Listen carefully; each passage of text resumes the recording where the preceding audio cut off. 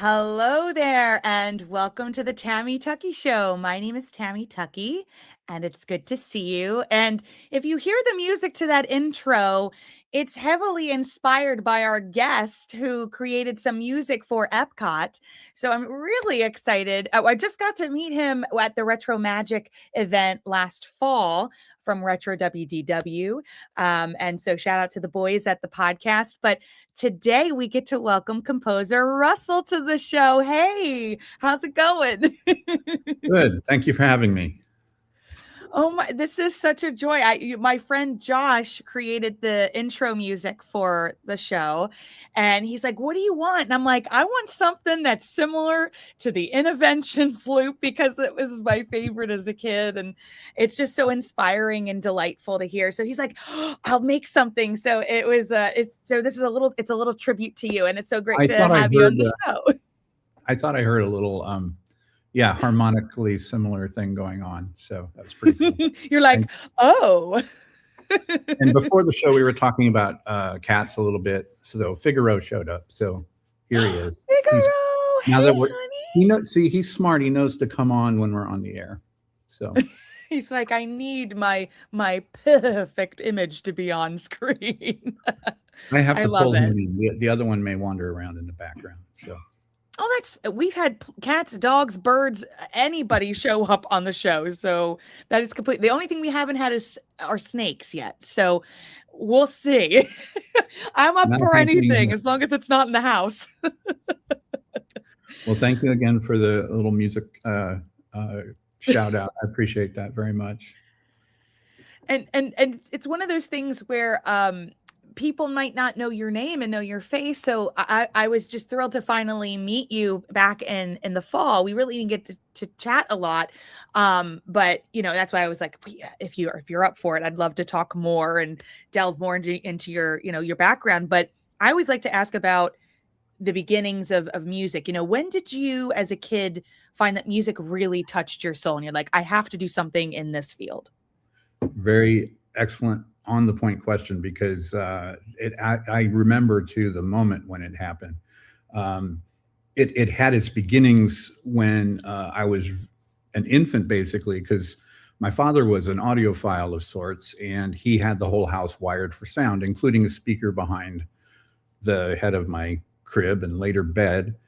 And he made what amounts to mixtapes. He had a lot of vinyl, and he would sequence them onto reel-to-reel, so it would do a long play. And so every night I went to sleep, I was listening to either a great film score or some classical music.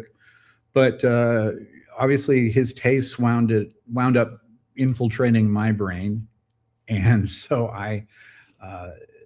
there were some amazing film scores. There was some popular music, but redone probably is what we'd think of as elevator music now. But in fact, that's how I heard the Beatles the first time. When I heard the Beatles play the Beatles, I was like, because my introduction to was the elevator music versions. But a couple of scores stood out for me. One was Morton Gould's score for the 1950s, I believe, Circarama film or Cinerama, something called Windjammer, about a tall ship in modern times doing a tour of certain parts of the world. And I had just never heard music that conveyed the feeling of the sea so perfectly before. And and I realize now that the common thread between everything he played me was that it was all very visual. And I didn't know anything for about you in your mind. You would hear it and you would picture it. Okay. I didn't see the film until maybe 10 years ago because it wasn't just wasn't even available. So I didn't. It was for years I didn't even know what it was from. I just knew that it was that sea music. It was that because there was this powerful main theme, and then there were sea shanties ish parts.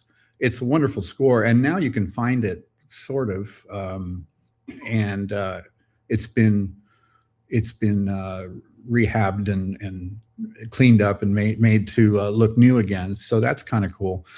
But so it was music like that, and the Grand Canyon Suite by Grofé, which when I grew up a little more, I found that there's the Grand Canyon at Disneyland on the train. And so that probably was the first time music and the Disney stuff connected with me.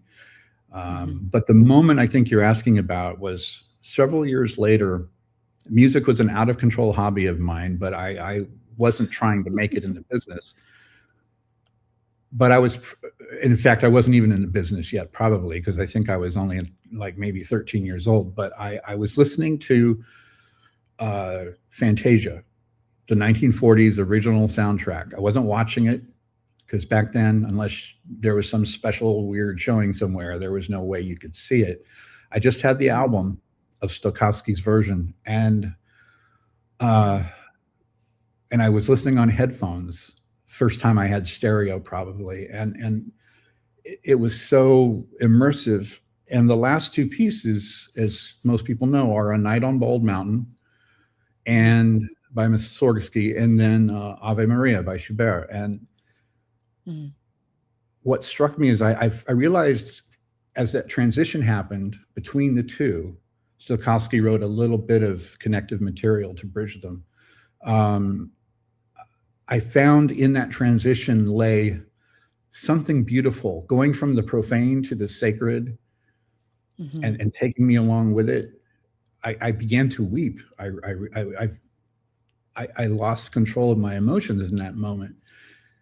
And I don't think music had quite done that for me before. It had reassured me, it had warmed me, it had taken me on adventures in my mind. But at this point, it's like that contrast really struck me.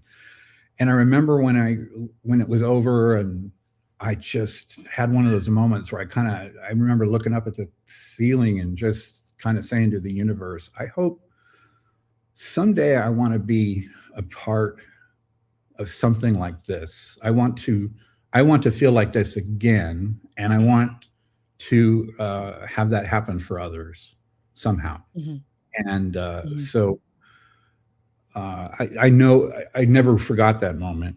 And of course, I was still really young, so I didn't turn immediately into work, but it definitely is. That's what lit the spark.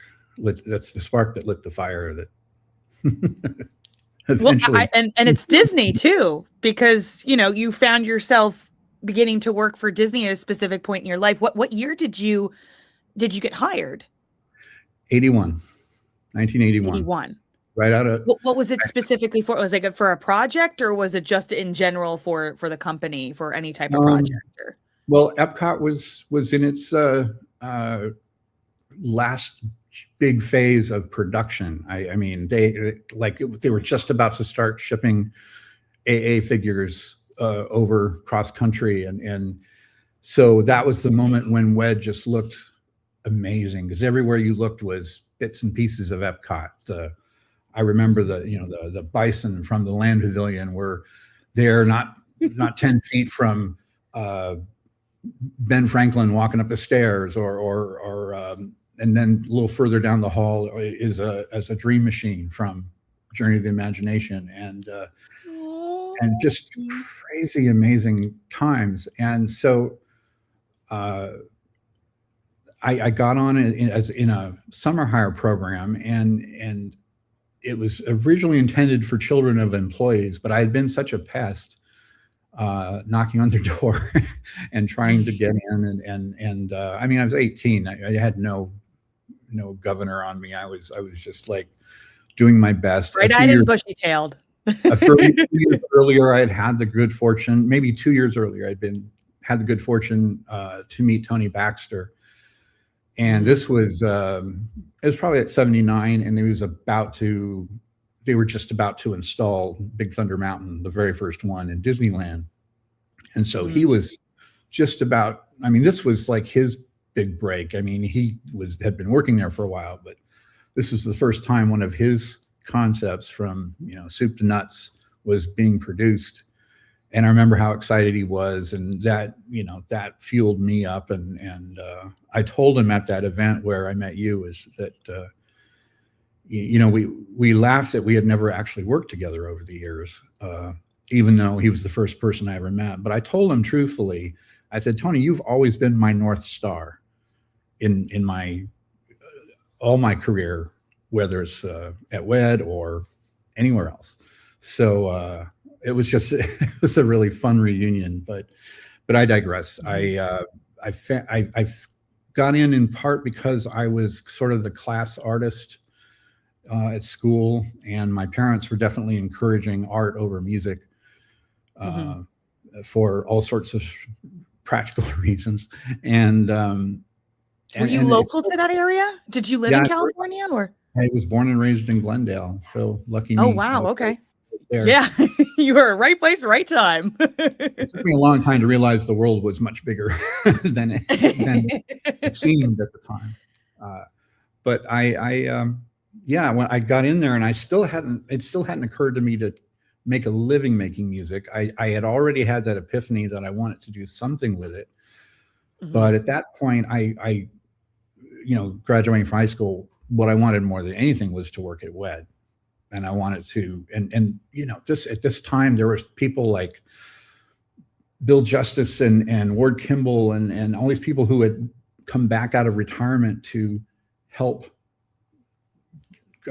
create Walt's, or at least a version of Walt's last dream. And so the studio was just filled with people who at any other point in time I would never have gotten to meet. And because they were all, again, retired, and 30 years later after that, they wouldn't be around anymore, if that long. And so it was really just, sometimes you wish it was like a transition period, right? Like it was a transition period. Older. If you ever wished you were a little older or a little younger for some reason, if only I could have. I'm very fortunate that I was just on the trailing edge of that time, that there were still people there that Walt had hired, or they had worked with Walt. So at least in the whole lexicon of like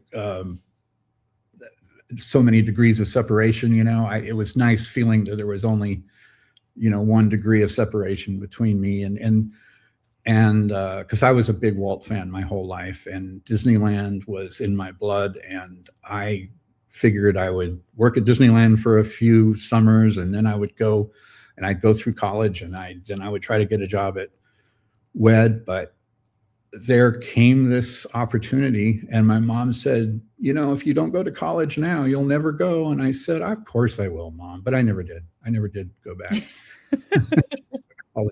So I was learning so much there. And it was while I was there at WED that after EPCOT opened, about a year later, there was a project that eventually, years later, would become Disney Quest. But at the time, it was known as the Communicore Game Grid or the Tron Arcade, depending on what year it was, versus other things going on in the company. And the idea was to do an arcade of the future. And I had gotten onto that project after working on imagination stuff and things like that. And it needed some like concept music, like just as the artists would create concept art, there also needs to be music and stuff. And these days they would just pull something out of a library and just drop it in and kind of set the tone and figure we'll hire someone to replace this later. But back then, I think it was a little more hands-on, and I didn't even know what a temp track was back then because we didn't have them. And when I heard, so my boss was kind enough to let me know that at this point, which again, a few months maybe after EPCOT opened, I was probably going to be up for being laid off pretty soon. And but he said, the golden thing here is a charge number. If you've got a project that has an open charge number and you're working on it, then you're probably safe. So he said, if there's anything you can figure out to work on. And I figured out this project, this new arcade of the future, needed this concept music, and the whole sound department, meanwhile, was still in Florida troubleshooting. We're opening Journey to Imagination, which into Imagination, which hadn't quite made opening day for technical reasons for the most part, and troubleshooting things like that. And so there was no one to do it except me going, I'll do it. And luckily the sound department blessed it, because we did ask, and they did know me because I had been a frequent pest, or I should say visitor. You're like, give the kid a break. I was so interested in sound and music and everything. And so once I got to do my quote unquote hobby for a project for Imagineering, that was it. Like, I understood You're now, like, there we go, why I was never going to be an artist, because I didn't want it bad enough. It was kind of what people were urging me to do, and I was competent, barely, but suddenly I was surrounded. Wasn't the passion? I mean, the cream of the cream was there. I mean, Claude Coates was there. Herb Ryman was there. John Hench. It's like, no, I felt like an imposter, totally felt like an imposter. So, but music and sound, on the other hand, I realized now that what drove me was that I wanted it enough that I was willing to put in the work. I was willing to just, like, I'm ready to do this. I stay up late, when I'm done with work, whether I was doing sound or not, I'd stay up late creating stuff, do it all weekend. I mean, every waking moment, that's what I was doing. And it took a little while to get it through my thick skull that, maybe I should be doing that for a living. You made it work, which I love. It's a hard business, but at that time, when you're that young too, if you've got that forward motion, I always loved how the original Walt Disney story closed with Walt.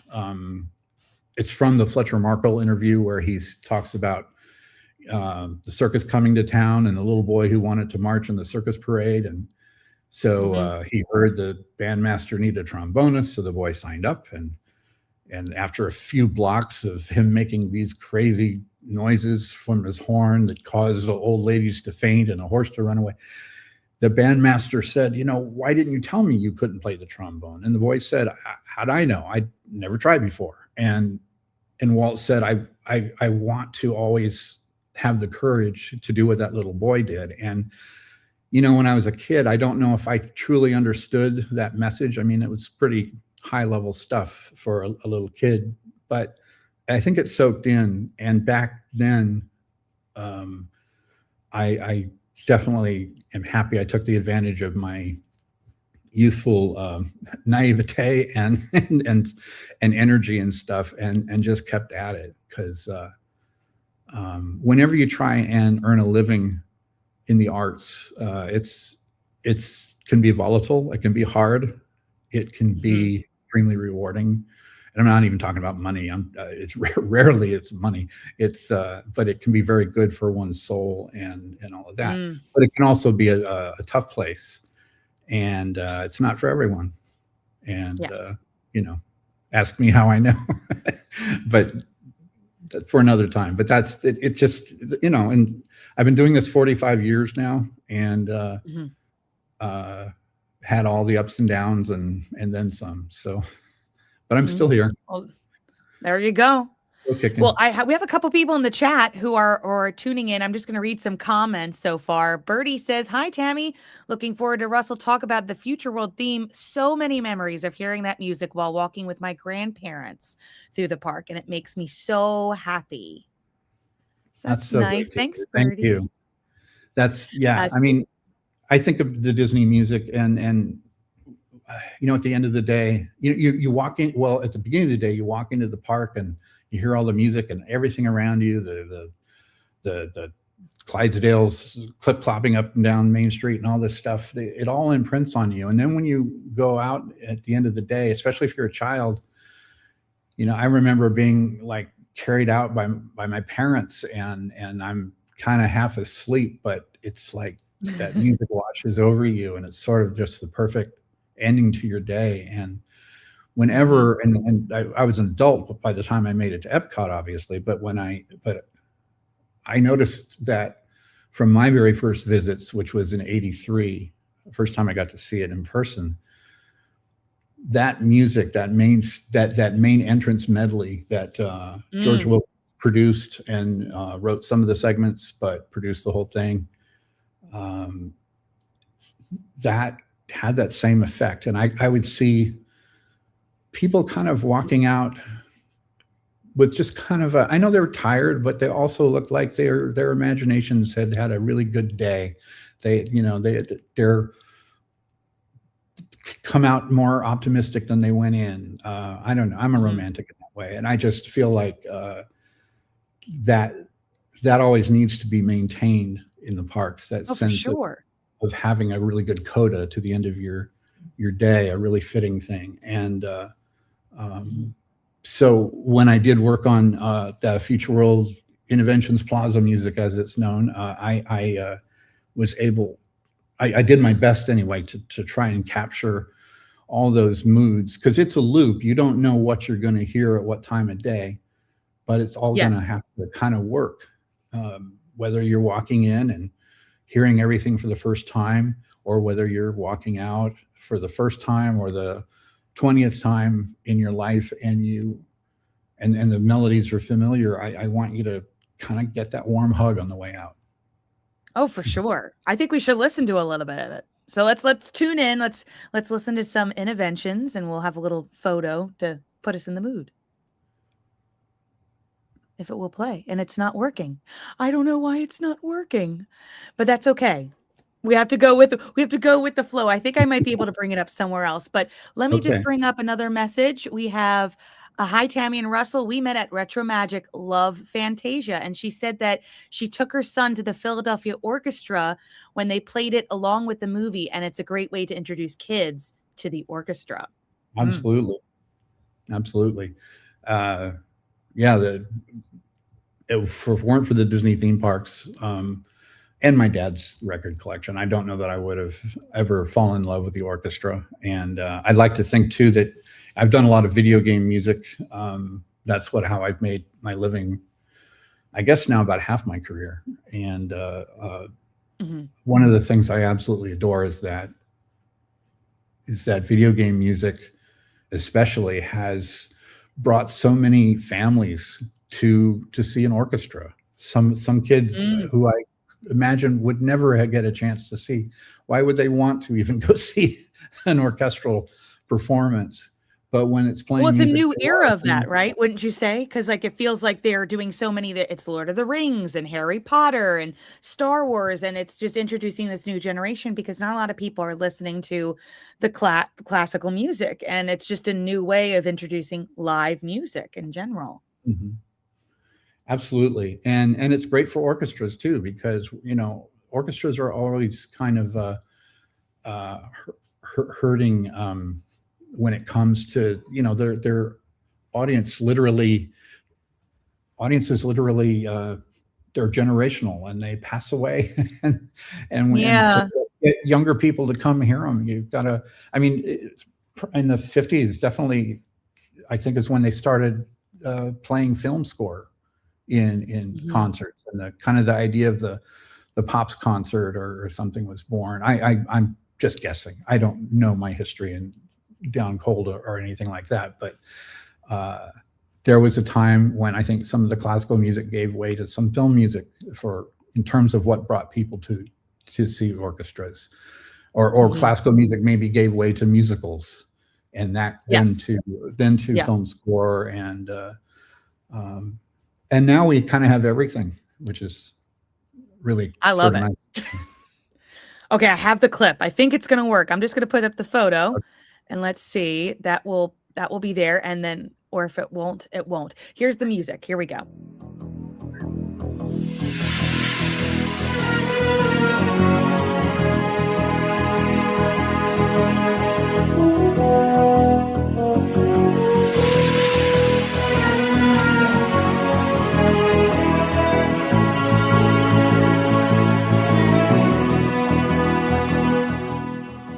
So I'm just going to lower this a little bit while it plays out. That's actually David Arkenstone. And the story with his music being there is that I had to put together quickly a little demo reel of the kind of music I thought would work, because and I don't remember what I had on it, but I didn't have anything on it by me, because I had not started to write yet. But I put 5 or 6 pieces together on a cassette, and that's how you shared music back then. And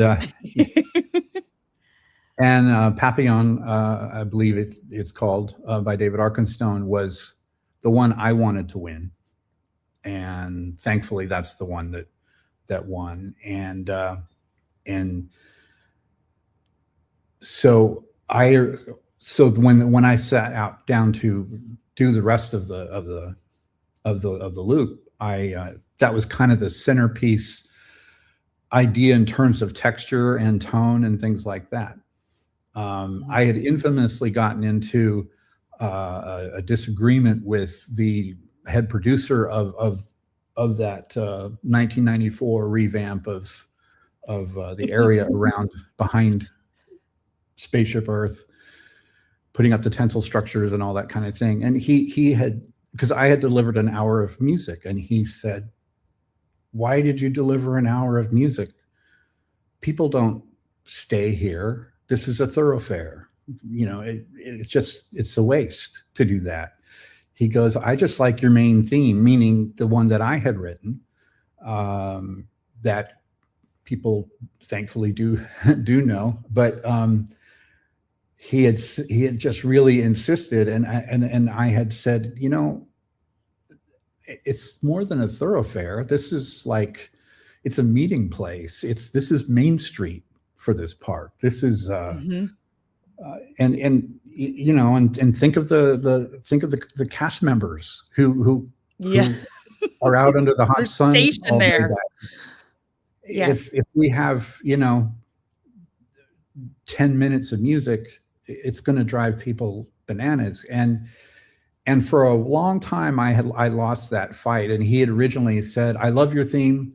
Just take all the parts that are your theme, and that thing that that other piece that you sold us the whole concept on. Just put all that together and make it one thing." And I mean, I couldn't refuse, so I did. And for a while, that's what played. And now a few things snuck through because he just didn't recognize them. Like, he was really upset about Golden Dream being in there. He goes, "Why would I want Golden Dream in there?" And I said, well, and I started to think, oh my Lord. I started to be a little bit of the having grown up a little bit, I was starting to be a bit curmudgeon-y and thinking, well, if you have to ask, then you're not going to understand it. But I didn't say that. He's no longer with us, so may he rest in peace. But so I won't mention his name. But somebody says, "Shades of Amadeus." There's simply too many notes. Yes, too many notes. Yes.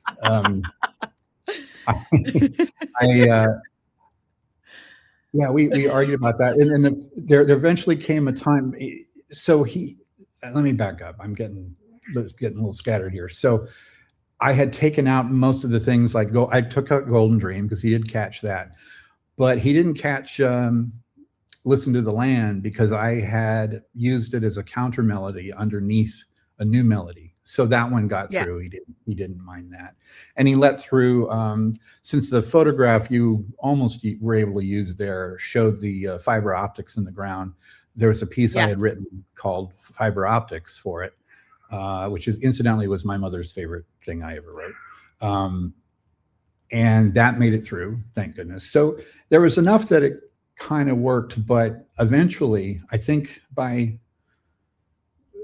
96 or so, when I was back in the company full time and a real employee, because I did that music project as a contractor. When I was in there full time, a buddy of mine from work and we snuck into the sound room and swapped out the CDs. So the long version played for. I think you told that story at Retro Magic, right? Yeah. It played there a long time. In its real so the final version, it doesn't have the Arkenstone Papillon piece in it. But and I didn't know David back then. I have since we become really close friends, and we worked together on World of Warcraft and things like that. So I brought him. In fact, I think I'm the one who brought him into video game work. But he's always thanked me because he gained a whole new fan base because of the inclusion of that piece in there. And so yeah, my original version is like 54 minutes or something, to 48 minutes, something like that. Was it ever leaked? Do we know if it was ever leaked officially? Oh yeah. The full version's been out there. Oh yeah. Okay. I didn't know for sure if it because I know there's so many different versions that are online. I didn't know for sure if the one that you are absolutely talking about was officially leaked. So, okay. Well, that's great. I'm glad to hear that. And I heard bits of it at Retro Magic. I hear bits of it on people's YouTube channels. Offhand Disney plays it a lot. Just about anything historical that visits Epcot or really just seems to want to focus on that magical experience. It's hard to put into words about visiting one of the parks and why it sticks with you.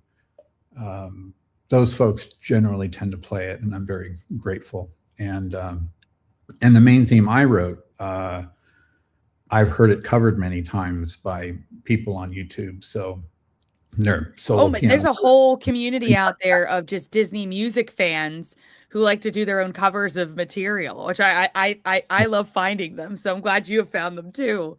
I have a little bit of fiber optics. Can I play a little bit of that? Please, yeah. There's no bigger honor than someone cover. Okay, here we go. Let's play your mom's favorite. Here we go.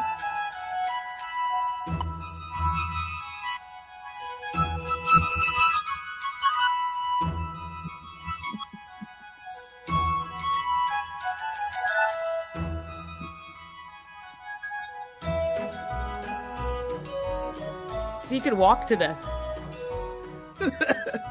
I'm just picturing people like walking down Epcot going, here I go. Yeah, with the fiber optics in the ground, that's just, I thought, well, what does that sound like? And what would the soundtrack be? And that's how the original medley struck me when I first heard it when I went to visit Epcot. I was working for the company at the time, but I walked in the front door. I didn't want to backdoor in my first visit, right? I wanted to experience it as the guests do. And as I came from the parking lot, approached Spaceship Earth and the fountain sculpture that's in front of Spaceship Earth again, yay! I remember just being in awe when that music hit. I had to stop and just take in the vista that I mean, Spaceship Earth is so much more impressive in person than it is in any photograph. And for sure. Hearing that music, I thought, boy, Disney has finally achieved in theme parks something that I had always dreamed of, and that's to truly feel like you were in a film. Yeah. I mean, it had happened before, but I feel like Epcot was the first time that background music in a Disney park matured to the level that it was, a lot of coverage, longer loops. I mean, I didn't invent that. Back then they had, half hour to an hour was the minimum. In fact, the main entrance medley was a little shorter. I think it's 25 minutes or so. I think it could have stood to be longer, but yes, leaves you wanting more. And boy, getting the assignment to do the replacement of it was daunting. So that's why I of all the things I've ever done in my career, this has been one of the most gratifying, because at least for the next generation, the second generation of Epcot visitors, it seems to be the soundtrack for them, because a lot of them don't remember the original. And so yeah, It's much more. That's like, I love both of them, but yeah, it's like different transitional periods. And obviously, did you visit Epcot while you were there in October just to hear the new music and see the new layout behind Spaceship Earth at all? Or yeah, absolutely. I wouldn't, I wouldn't go there without visiting the parks. And taking a look? What'd you yeah, think? absolutely. Well, that's a little, that's going to get me in trouble. All I would say is that I think the park as a whole, having lost its musical scores one by one over the years, that means that the main entrance, it's no longer a medley. It's more of a ta-da, and it's beautifully done, and it's stirring and all those things. But I just don't feel like people are gonna be able to hum it when they leave. Mm-hmm. That makes sense. It's Oh, no, I yes, just don't think it's making the impact because it's not being reinforced by everything else you hear during the day. Um, yes. uh, Mm-hmm. the version before that, they had kind of stuck with that idea of using themes from the different pavilions. Although by then the number of pavilions with themes had been reduced, but like they did cover the living seas, which I thought was really cool. It sounded like my arrangement even, but it was done with a live orchestra, which was exciting because I had always wanted to hear it done with an orchestra. So that was really nice, or at least it was a very convincing virtual one. I don't know the ins and outs of how they created that one, but yeah, with this latest redo, um, it just strikes me as a grand overture to something that doesn't pay off and doesn't have a callback really Mm-hmm. later. And so it's more of a, I think it's a breakdown in the mechanical.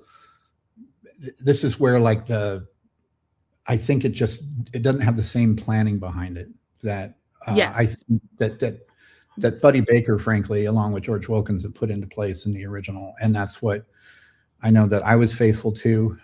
And but I think it started slipping away because, again, as Epcot sort of shifted its goals to being a little bit more with thrill rides and things like that, I don't know. I miss the old times. I have to say, I'm not bitter. I'm I just think we all do. I think it's a missed opportunity. Mm-hmm. I Birdie think that's says, kind of way. you don't have to work. You don't work for Disney anymore, so it's fine to be honest with friends. I Spaceship appreciate says, that. Thank "Yay for you. trouble."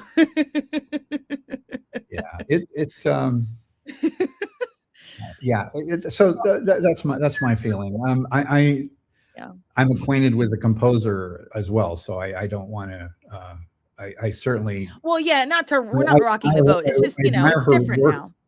I admire her work very much. I just don't think she was given the right commission, the right uh, basis or context, Mm-hmm. because Epcot had taken a shift, Yeah. and I'm not a fan of the changes and things they did. I always felt Epcot could be more green, and that's cool, but I guess I'm just not a fan of a yelly, screamy water amusement place in the middle of what used to be such Like a calm atmosphere. Yeah. It was like yeah, kind of like sit down, people watch, very relaxed area in yeah, that fountain. I miss the fountain. You know what I mean? When you're in Florida, yeah. you just want water. You're I like, do where's miss the water?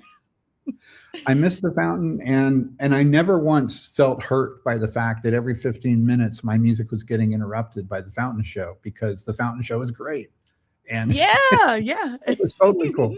So yeah, absolutely. We got Communicore. Communicore Word up. Forever. I really miss the old original Epcot. The hopeful and powerful messaging is missed and overlooked. I Yeah. guess things, change of mind, frame happens, and a lot of people leave. You did mention George Wilkins, and I wanted to come back to him because George was a good friend of mine, and we lost him not too long ago.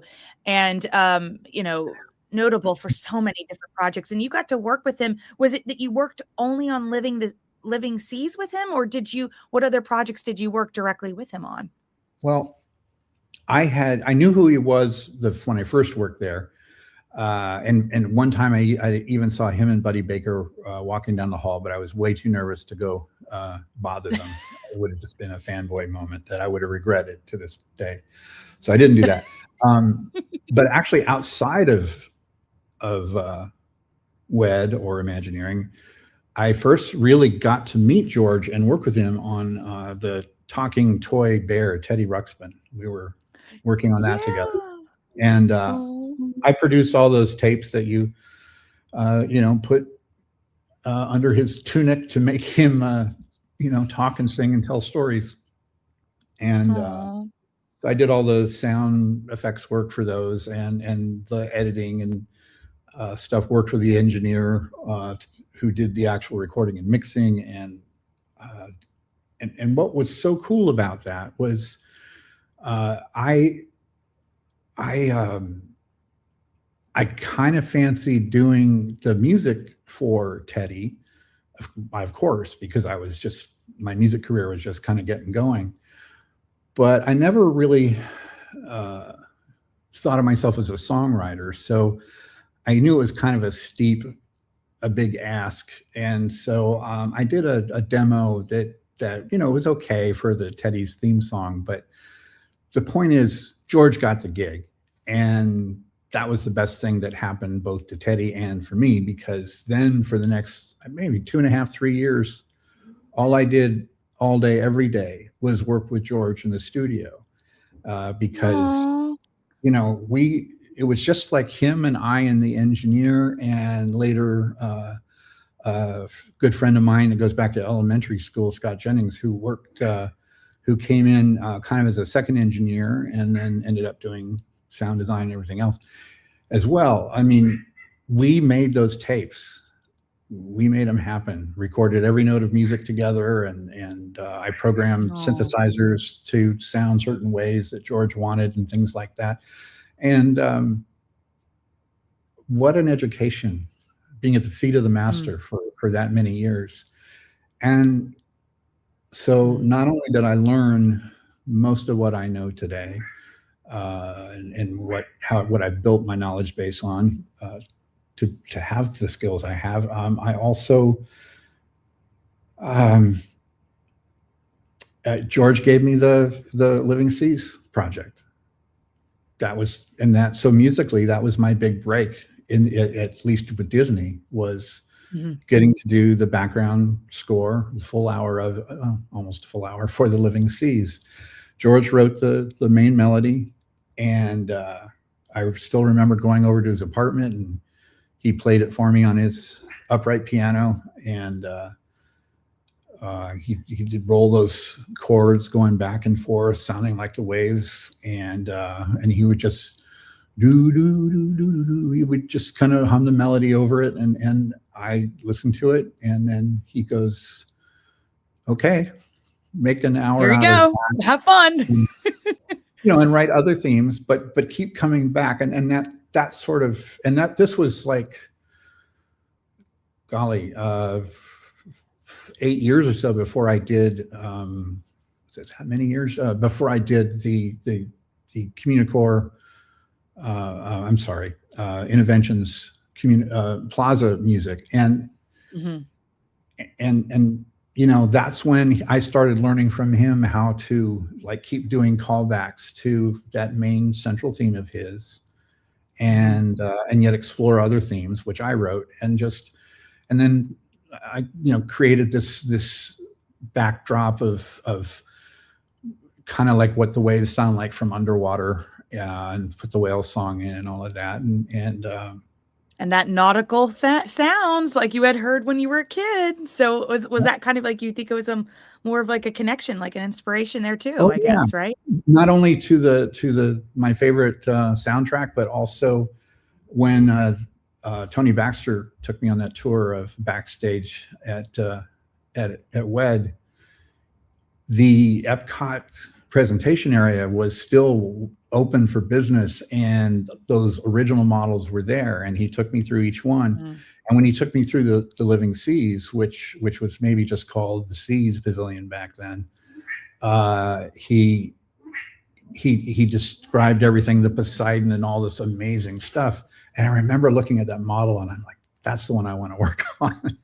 I really want to work on, and I figured it was impossible. And I wasn't going to worry about it, but I definitely was like, oh, of all of these pavilions that he's described, that and I think the Space Pavilion were the two that really caught me, and I really wanted to work on. And so lo and behold, through a really amazing series of connections and the goodwill of George, because George, what an amazing person. And yeah, I lost a piece of my family for sure when he left us not too long ago. But I got to speak. Well, should we listen to a little bit of what you guys worked on? And you could tell us what segment this is, because again, it's an hour long. I just chose a good 30 seconds, so here we go.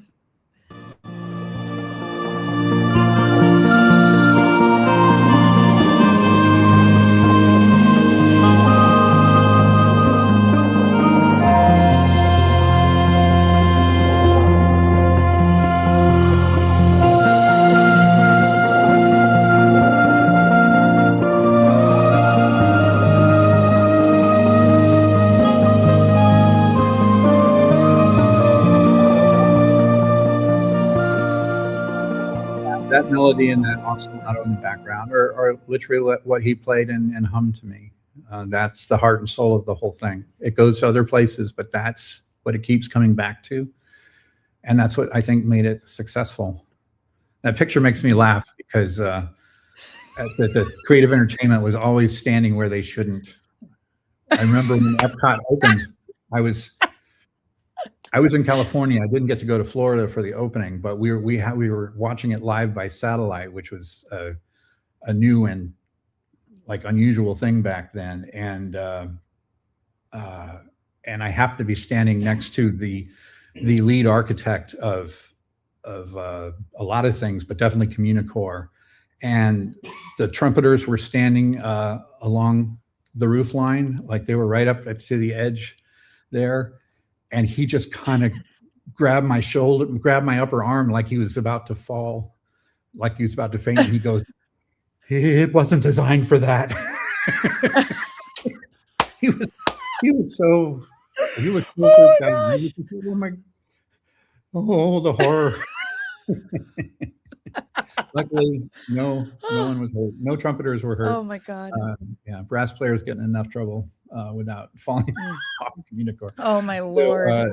Anyway, this makes me laugh. Yeah, the costumes are crazy and fun, but yeah, it's a very special thing, and he pretty much let me run and do it my way. I think I only checked in with him once during maybe about a third of the way through the process. I ran some stuff by him and he gave me the thumbs up, but that was a lot of trust he put in me because, he hadn't met me before. He certainly didn't know who I was until we started working on Teddy together. So I owe him a lot. And every single day that I work on music, I am recalling something he taught me. So huge. We miss him so much. He was on the show a lot. And so, because I would always be like, tell me more about Food Rocks. The poor man. He was like, what? No, he was fine with it. He had some great stories. And most of which I cannot repeat, but he told me some. Yes, he told me some.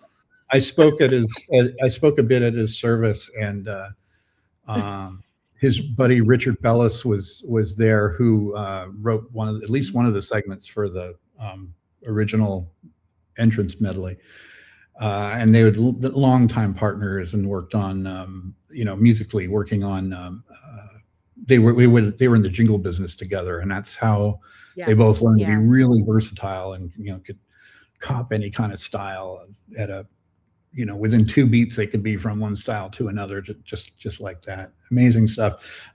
Richard was there, and I told a couple of George stories, and there was one that involved Richard. I remember I looked over at him, and Richard was like, "No, please don't tell that story." I said, "Don't worry, Richard, you're safe."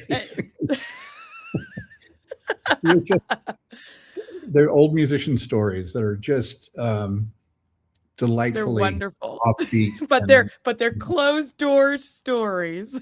absolutely.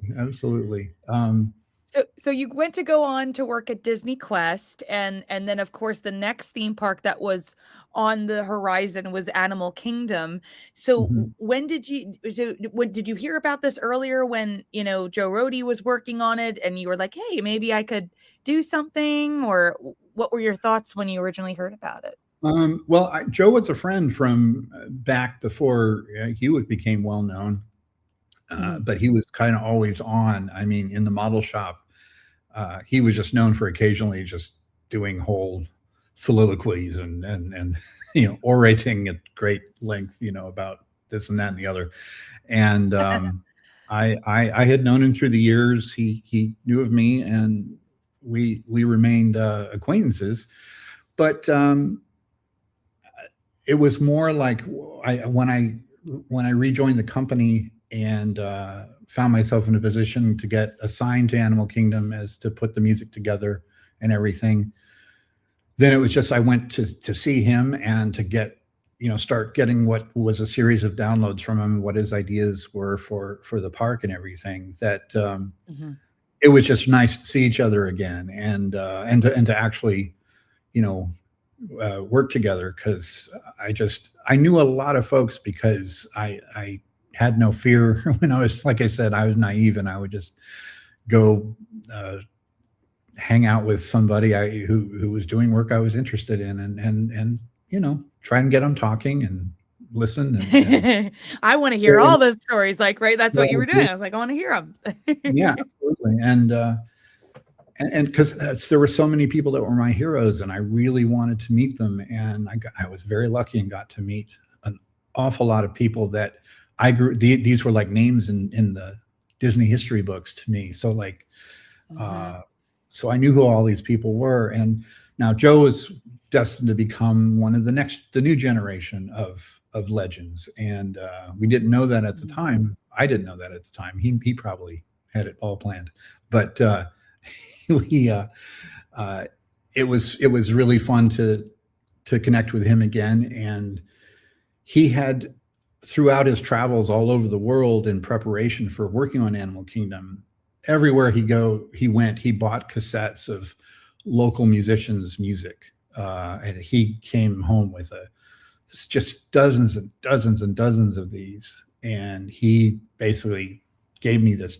giant box load full of these cassettes, and he said, listen to these. And he had put sticky notes on several saying, he thought this would go in this area and this would go well in that area. So a lot of it was just,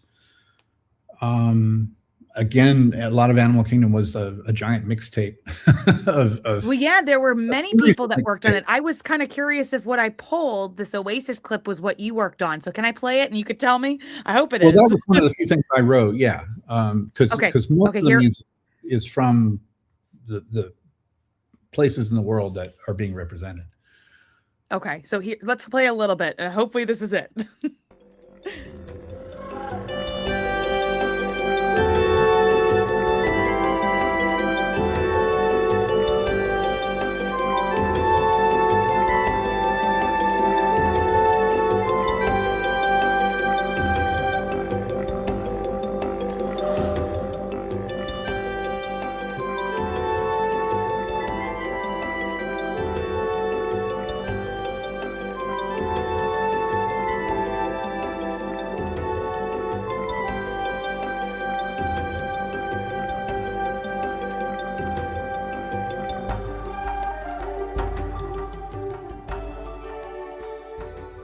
That was so Oasis Gardens was an area I spotted early on. There wasn't that many opportunities for new music to be written, and that's an area that I glommed onto. A colleague of mine, Tish Eastman, wrote the music that plays around the tree, at least at opening. I'm not sure what's there now. And was played it however long it played. I mean, it played for at least 20 years, I'm sure. And it was there for a long if you time. get the Animal Kingdom album, most of that is her work. But Oasis Gardens was just kind of this. I always loved waterfalls and water features and all that kind of stuff. And Oasis Gardens just spoke to me, and it was sort of like the place where you sort of shed the real world and crossed into Animal Kingdom. So that one was destined to be a short loop, because unlike the Epcot area, that one is a thoroughfare for the most part. So, did you like walking through Animal Kingdom and finally hearing that there? You just thought you felt it did work. You know what I mean? Like what you put in worked in the end. There's nothing like hearing your own creation playing in the theme park. It's absolutely an amazing experience. And I had written that between other responsibilities to the Animal Kingdom, and I was actually in Florida, and I needed a place to work. So there was an office unused at the studio at Disney MGM studio tour. If you remember maybe some of you remember how the trams used to go through the buildings, and you'd see like the recording studio. Well, yes. If you ever remember seeing the recording studio, maybe 20 feet from that room inside was an inner room that I was able to glom onto for about 6 or 8 months, and that's where I wrote and recorded everything, soup to nuts, the Oasis Gardens, and that's great. But you didn't get to see any of the Mickey Mouse Club, I'm sure, around that time, right? Because it was way after them, right? While you're working. No, I don't even know what you're referring to. They had the Mickey Mouse Club that used to work on the back lot when they used to film the live shows or the pre-recorded shows, like with, Kerry Russell and Britney Spears. Like it was way back in the day. Oh, so it must have been like, this is years later, like 97, 98, right? Right. I wasn't exposed to any of that. At that time, I remember being in the audio studio exactly once when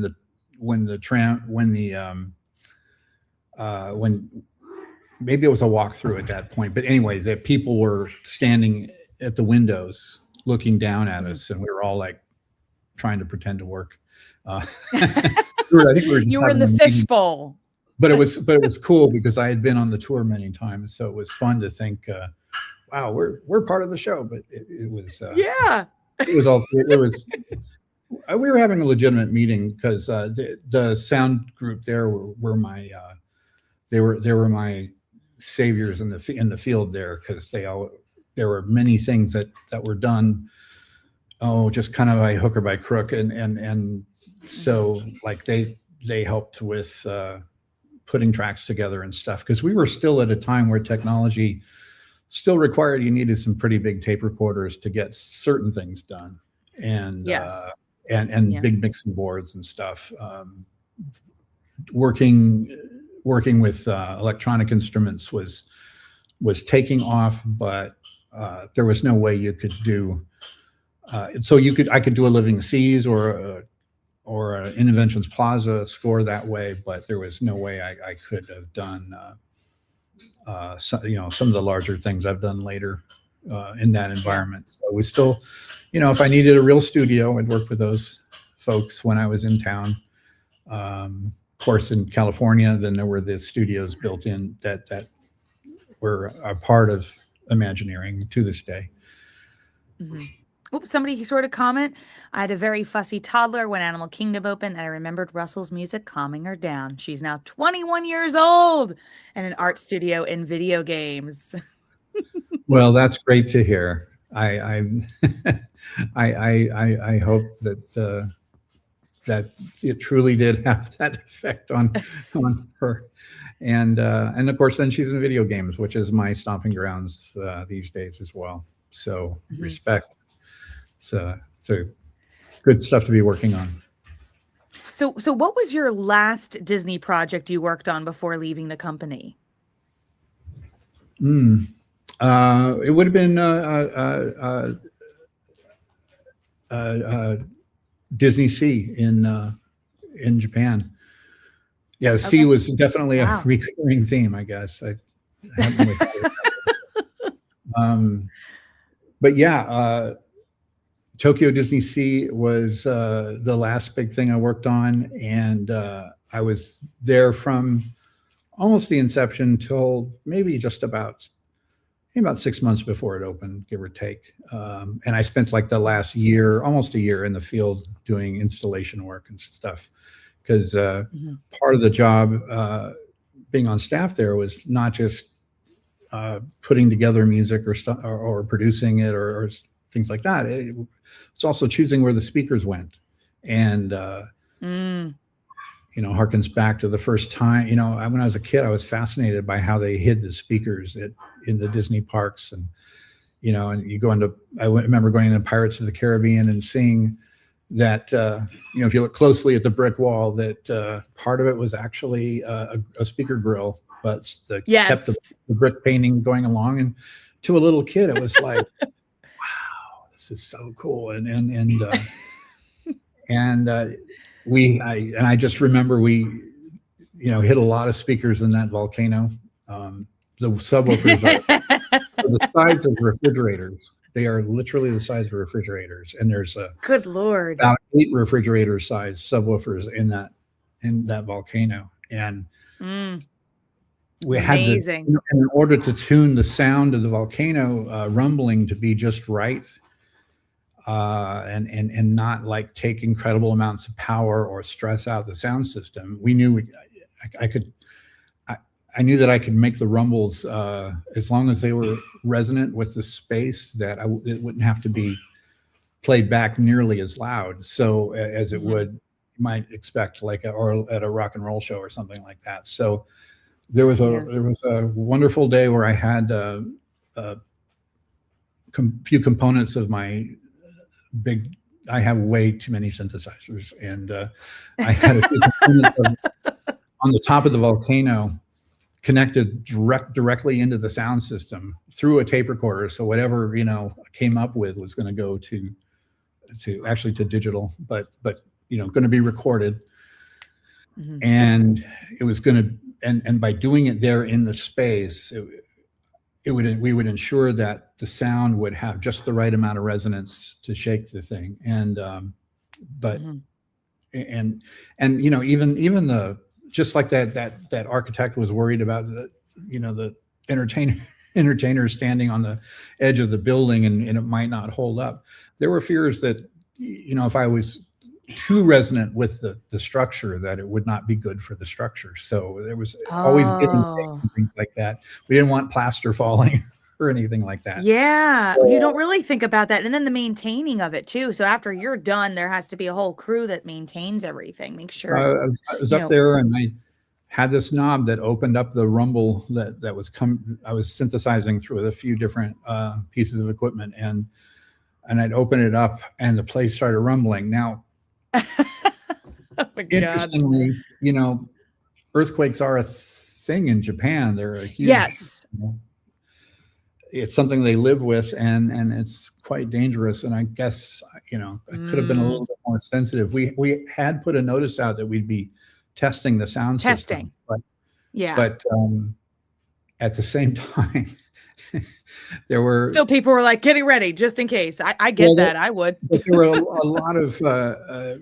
a lot of very skilled workers on buildings elsewhere, like across the bay in the Mediterranean harbor area, on scaffolding, working up and painting the buildings and stuff. And as soon as I opened that knob and the rumbles started, you could just all see them scattering off those off the structures. Yeah, they're just making a very fast break down to the ground. Descent. They're like, here we go. Oh no! Because I hit that thing where it made the whole place really shake, and I'm afraid we frightened a few people, but it was all in good fun. So, Yeah. What was it and like to go to Retro Magic and get to meet a lot of fans in person? I know you've met a lot of fans through, your other projects, but what was it like to meet more Disney fans and just hear from them?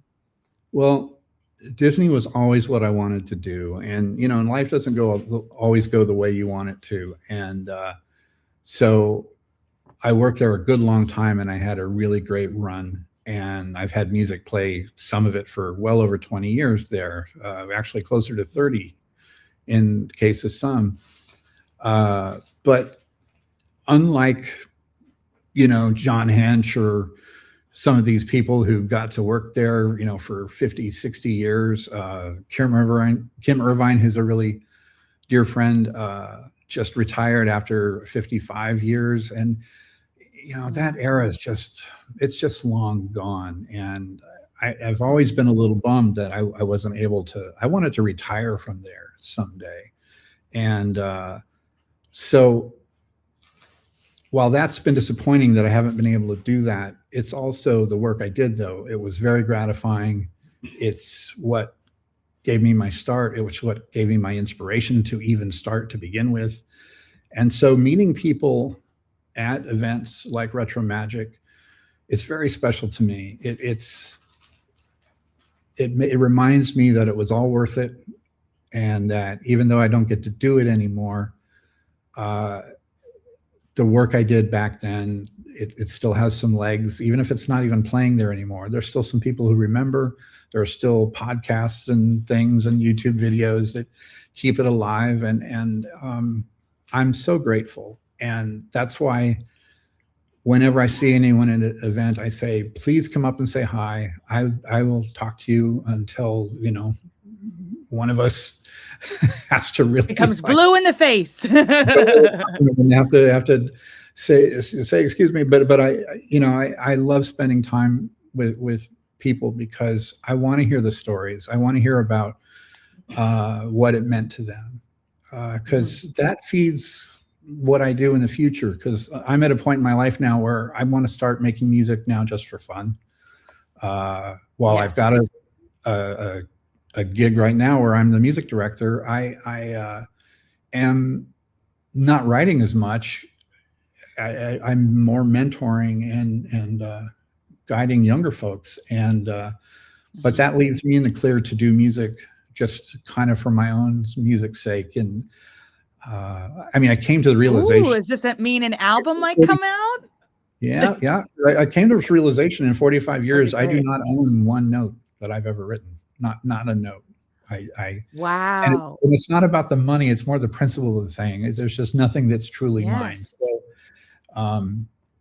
I'm working on a couple of different ideas, and one of which they all will to some extent. I mean, they're all going to sound like me, but there's one of which I'm kind of writing music for, the theme parks that never were, or for the EPCOT that was the version that's in my mind and heart. So heavily Yeah. overlaps with the original, but the things that triggered my imagination, the things that made me want to write certain passages that made you feel maybe introspective versus happy, and we're at the beginning of our day, or versus the time, like I said, when you'd go out, and now isn't it, I don't have any kids, but going out, imagining carrying my sleeping child with me on my shoulder on the way out, the way I imagine other people actually do.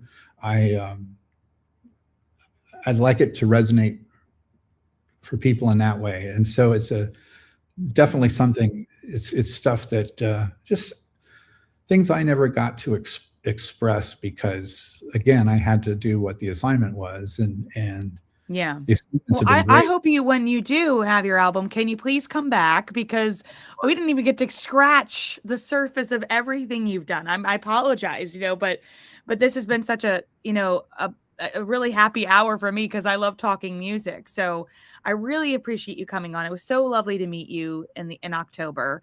And before we leave, we always have our Kodak moment. So if we both look at the camera on the count of three, we'll do a quick little photo. So here we go. 3, 2, 1, smile. Perfect. Well, thank you so much for coming on the show, Russell. This has been Thank you for having so me, much and fun. thanks to all of you who tuned in and had questions and comments and everything. I really appreciate it. It means the world to me. And yeah, think of me when you go visit the parks again. And Oh, we never will forget you, even though the music might not be there. I'm there. I know I play things on loop in my house. I have them on iTunes, so I love listening to all of it, and it sounds like everybody else does too. So, I keep hearing my oh, stuff is in Tokyo, that they keep dropping it in places that I don't expect. So apparently, apparently, somebody just put, I'm hearing a Tammy Russell collab. Well, that would be fun. I love singing, so if you need a singer, I'm here. But we'll do it. thanks to Russell, thanks to everybody who's been watching. If you'd like to see more interviews and reunions, you could subscribe to my channel. You can continue this conversation with us on social media, Facebook, Twitter, Instagram. I'm at tammytuckey.com. Thanks again, Russell. This has been so much fun. And I always think of the famous phrase from EPCOT. I think we can kind of lead out with that. If you can dream it, then you can do it. So thanks again. It was so much fun to see you, and have a good afternoon. You too. Take care, everyone.